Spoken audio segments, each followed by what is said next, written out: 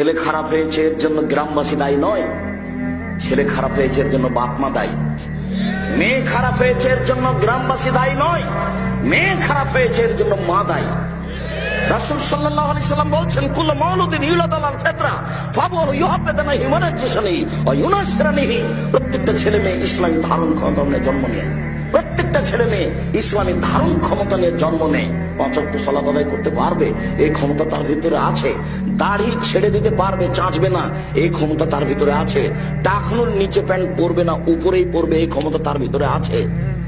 তো টাকনো নিচে প্যান্ট পরলো কেন? দাড়ি চাঁচলো কেন?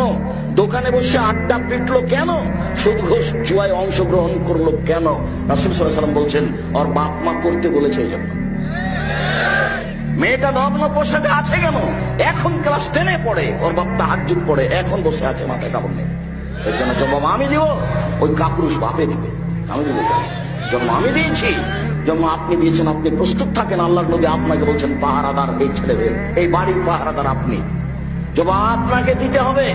এই বাড়ির পাহারাদার আপনার স্ত্রী, আপনার মেয়ের প্রত্যেকটা অন্যায়ের জবাব আপনার স্ত্রীকে দিতে হবে, আপনাকে দিতে হবে। তাই রাসূল সাল্লাল্লাহু আলাইহি ওয়াসাল্লাম বলছেন 3 শ্রেণীর মানুষ জান্নাতে যাবে না। ভুল বুঝিয়েন না, কথা আমি বোঝানোর চেষ্টা করেছি।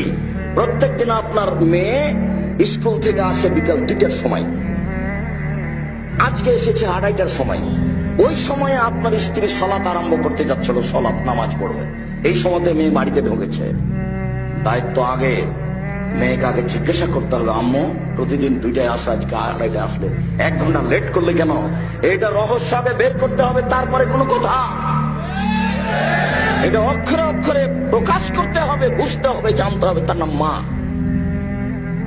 মায়ের কারণে এই সংসার, এই পরিবার ভুল পথে গেছে, বাপের কারণে এই সংসার, এই পরিবার ভুল পথে গেছে। বলছিলাম